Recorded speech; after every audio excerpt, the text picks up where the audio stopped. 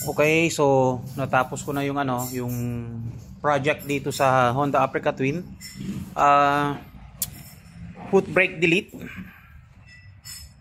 Yung brake is nilipat ko rito, parang scooter type na siya. Since DCT naman ito, automatic dito na siya magbi-brake ngayon.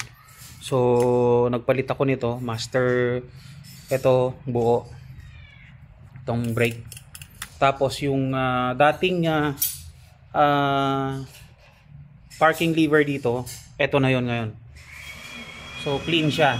Ito yung parking lever niya ngayon. Okay? So ayun.